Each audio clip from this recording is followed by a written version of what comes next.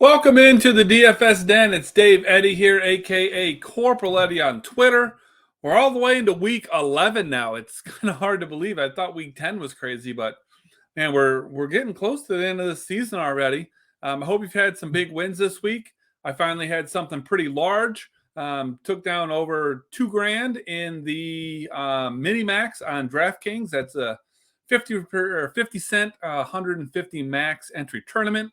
Got bailed out by a late touchdown there by the Commanders. So that was interesting, but that's what we play for, right? We play for, taking down a tournament. Granted, I didn't get the, 7,500 for first, but, more than happy to take a second place there. That definitely, helps make up for, those weeks where, you lose some money, because this isn't something that we do where, we win money, every single week. That is completely impossible. So, you're playing for those high ceiling, entries. So with that being said, let's move on here to week 11. We are going to start off, of course, with quarterbacks. And this one has kind of changed since I started to do my notes. Josh Allen, $8,500 on DraftKings, going up against Cleveland. I had him originally listed as a GPP only option, but now that they've moved this game to Detroit and it's going to be played in the Dome, I think that Josh Allen probably becomes cash viable as well. Like I said, haven't had a whole lot of time to think about it. This news is pretty much here breaking not too shortly before I'm recording, so haven't been able to put my thoughts fully together here, but just kind of off top of my head here, 8,500, not a bad price for Josh Allen. I haven't even looked up the matchup. Let me go ahead and take a quick peek here at the matchup, and let me see what we got going on here for him. Let's see, quarterbacks. Let's see what the Browns are doing. So yeah, Cleveland's about right in the middle of the pack as far as points against quarterbacks. Let's see, against running backs, they've actually given up the second most points to running backs. So that would lead you to think, maybe Devin Singletary a little bit would be in play.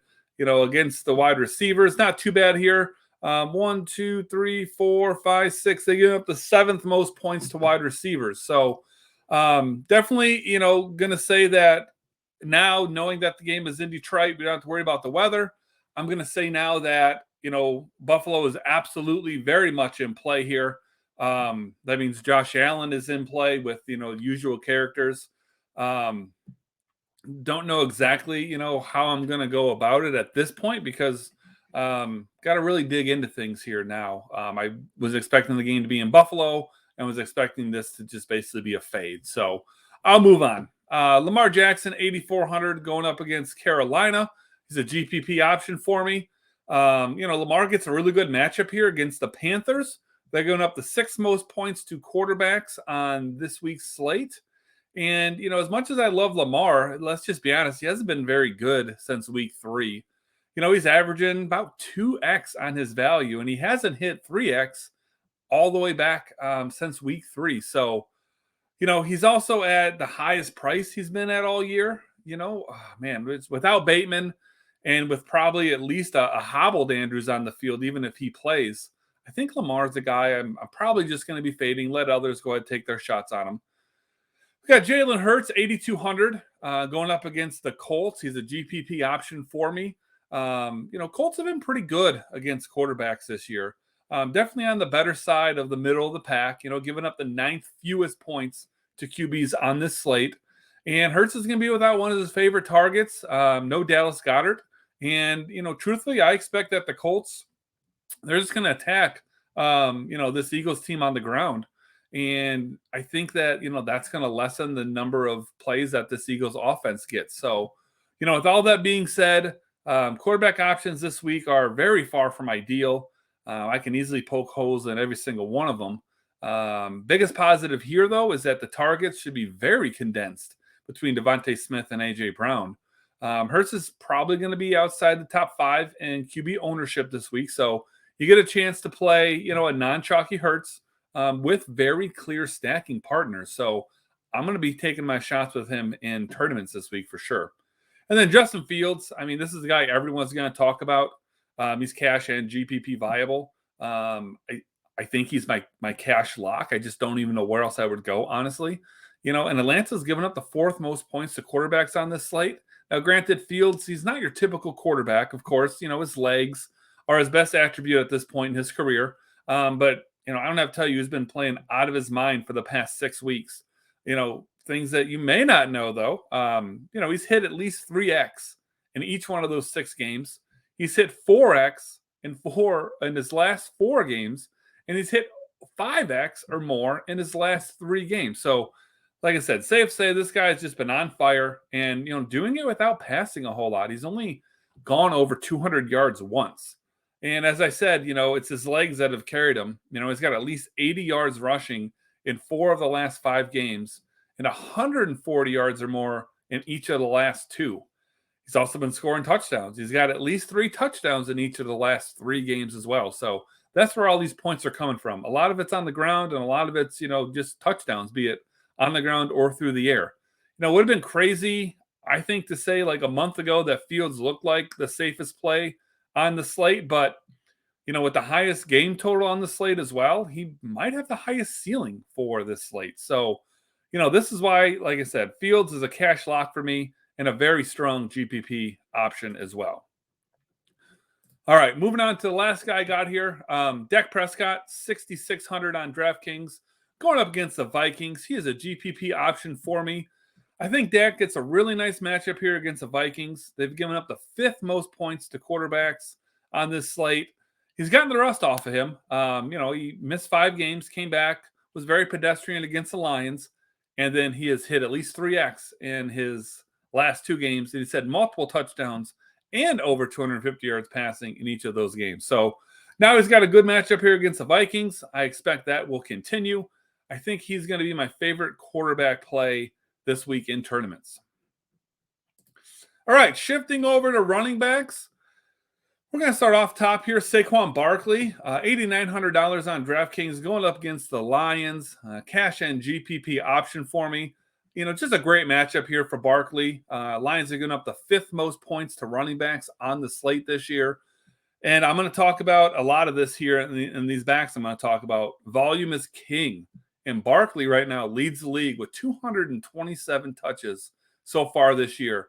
And he's had at least 25 touches in each of the last 4 games. So not just consistent, but also a very high volume. And if you ask me, it seems like a lock for another 25 touches. And this is obviously, like I said, a really good matchup. So high volume, good matchup. We expect a good day from Saquon Barkley. Josh Jacobs, significantly cheaper here. We go down $1,400 now, coming at $7,500, going up against the Broncos. Again, cash and GPP viable play here for me. Very nice matchup for Jacobs. Broncos are giving up the 6th most points to running backs on this slate. Jacob hasn't quite seen the volume that Barkley has, but still he's got 190 touches, which is good for 3rd most in the league. So, again, pretty high volume here, pretty good matchup. I'd say he's a pretty solid bet to get you 20 touches this week. We go Joe Mixon, $7,400. Going up against Pittsburgh, cash and GPP option for me here as well. He doesn't get the best matchup. Steelers are kind of middle of the pack, but on the better side of that, giving up the 9th least points to running backs on this slate. And like I've been saying, volume here is king, 189 touches so far this year, which is good for 4th most in the league. And he should be kind of fresh here, coming off a bye week and coming off of the massive ceiling game he had before that bye week. Had 153 yards on the ground with 4 touchdowns. And if that wasn't enough, he added in 4 catches for 58 yards and another tutty. So that was against the Panthers, but still, he had a just mind-blowing, slate-breaking game there. So Mixon's not going to repeat those numbers, obviously, but with Chase still out, I think the offense is going to continue to go through Mixon. I think especially this week against, the Steelers defense that just absolutely destroyed this passing offense in week 1 earlier this year. Ramondre Stevenson, $6,700 against the Jets. Cash and GPP viable for me this week. He does have a tough matchup. Jets are giving up the 5th least points to running backs on this slate. I do strongly prefer volume over matchup, especially when it comes to running backs. That's something that you've heard me say over the years. And, Damian Harris, he's either been out or very limited since week 5. In that time frame, Stevenson has the third most touches in the league at 110, which is only one behind Kamara and only 3 behind King Henry. So, when Harris has been out or limited, Stevenson has been, right up there, in the league in volume. So if Harris is out or limited, in week 11, I think you're very easily able to play Stevenson, and probably likely at an ownership that's going to be lower than what his volume should dictate. And then kind of think a guy we've been talking about every single week here, Dameon Pierce, $6,500 going up against the Commanders. Cash and GPP viable play for me. Middle of the road matchup here against Washington. I do think Chase Young is going to be back this week. I do think that that's going to make it a little bit more difficult of a matchup, but I don't think it's going to make that big of a difference, to where you would consider fading Pierce. Since he's taken over the Texans' backfield in week 3, Pierce has been a volume hog. In that time frame, he's third in the league in touches.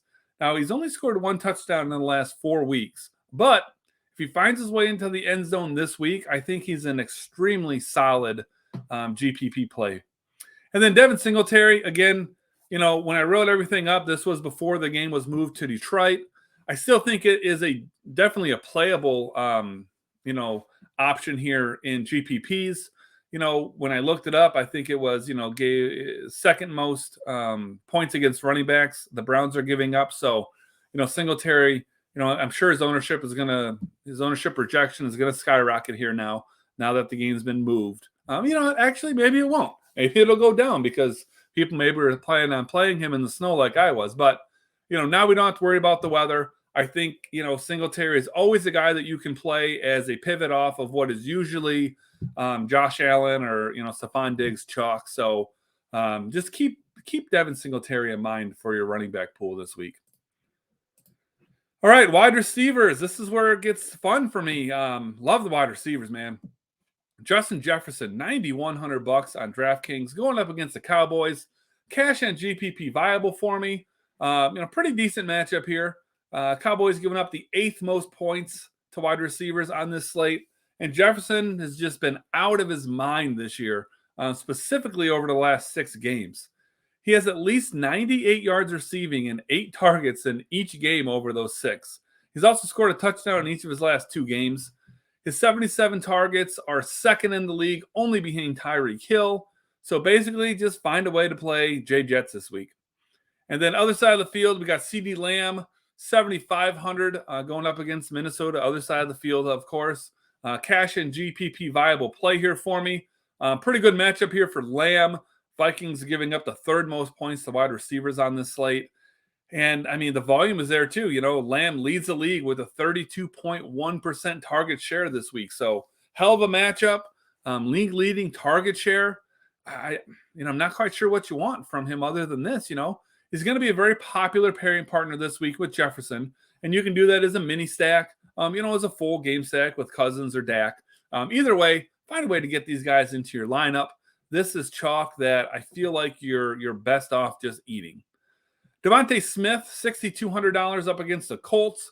GPP option here for me. Pretty tough matchup. Colts are giving up second least points to wide receivers on this slate. As I mentioned earlier when talking about Hurts, despite the matchup, I'm still interested in, the Eagles passing game. Without Goddard on the field, I really expect that the targets are going to get very condensed around Smith and A.J. Brown. And then maybe my favorite play of the week, just all things considered, not the guy I think is going to score the most points, but my favorite play, Terry McLaurin, Terry McScorns, Scary Terry, however you want to call my dude here, $5,900 going up against the Texans. Cash and GPP viable play for me here. Now, when you look at this on paper, the matchup here isn't that good. You see the Texans are going up the 4th least points to wide receivers on this slate, but you've got to keep in mind, part of this is simply because they're so terrible against the run that, everyone is just killing them on the ground. And granted, the Commanders do have 2 running backs that they can just pound away at if they want to, but it's not like this Texans, pass defense is exceptional.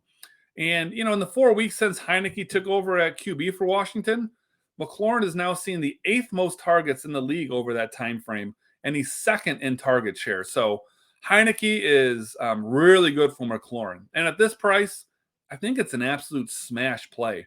Hopefully people see that matchup on paper and shy away from him. I doubt it, though. I'm fairly certain he's going to come within, top 5 in ownership for wide receivers this week, but well worth it. Probably a cash lock for me. Then last guy I want to talk about, Garrett Wilson, $4,900, going up against New England. Cash and GPP viable for me. A tough matchup here against the Patriots, giving up the 5th least points to wide receivers on the slate. But Wilson has smashed, the last 2 games, especially for what his price is. And one of those games was against the Patriots. He caught 6 to 7 targets for 115 yards. So, he definitely makes for a solid play, all things considered here. When you look at his, $4,900, it's going to be really helpful to either jam him in cash or to save some salary, for your tournament lineups as well. All righty, tight ends. This is where it gets boring, but got to play him. So TJ Hawkinson, $5,300 against the Cowboys. He is a GPP play for me here. Tough matchup, though. Cowboys are going up the 2nd least points to tight ends on this slate. And Hawkinson, though, he's been seeing great volume since being traded to the Vikings. 9 and 10 targets, respectively, in the 2 games. Now, granted, it's only came to 115 yards and no touchdowns over that stretch. He's not cheap, but the volume is definitely there. I say that if you think he scores a touchdown this week, he is definitely a way to get a little bit unique and, what's going to be a pretty popular game. And then other side of the field, Dalton Schultz, $4,300 going up against the Vikings. Cash and GPP viable for me. Much better matchup, though, here, as the Vikings are giving up the 4th most points to tight ends on this slate. And Schultz volume has been nothing to sneeze at. Not quite Hawkinson level, but he's had at least 5 targets and at least 5 catches in each of his last 3 games. And he's hit 3X in each of those games. So good option for you this week. Cole Kmet, $4,100 against Atlanta. Cash and GPP viable for me. Pretty average matchup here, middle of the road. Atlanta giving up the 8th most points to tight ends on this slate.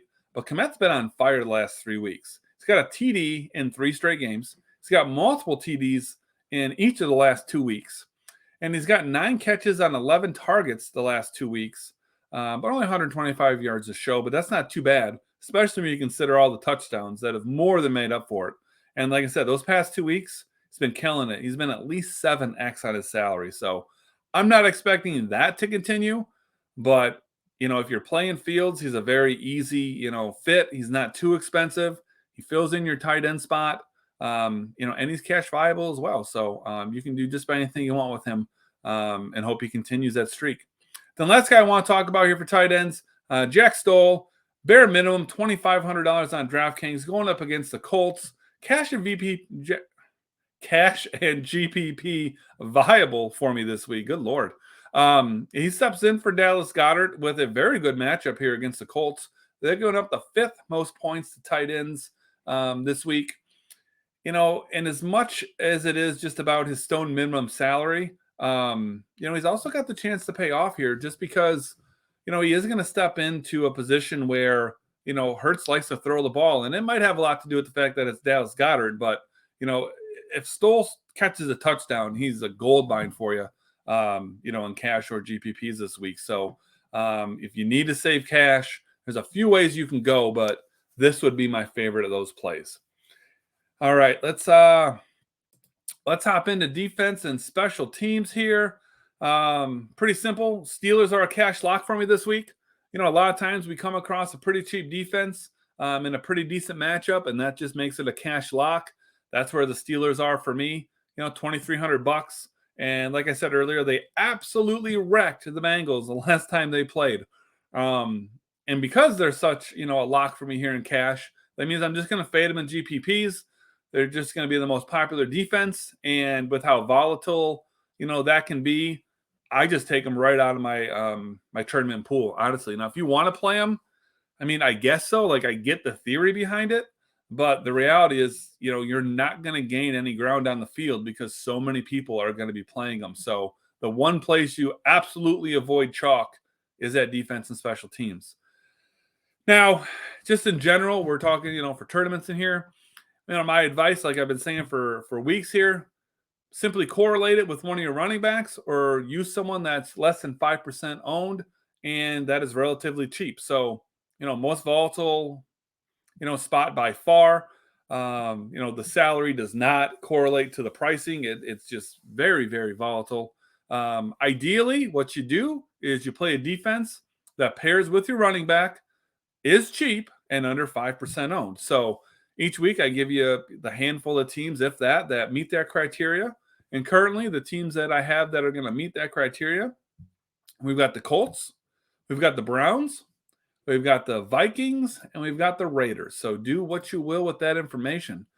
But hey, I appreciate you guys tuning in. If you haven't done so yet, I need you to pop on over here, subscribe to the channel. Definitely need to turn on the notifications so you get an alert every single time a new video comes out. And then take a second down here, drop a like for me. Lets me know that you've enjoyed the video and keeps me motivated to keep going so we can keep on winning this money together. I appreciate you tuning in. We shall see you for week 12.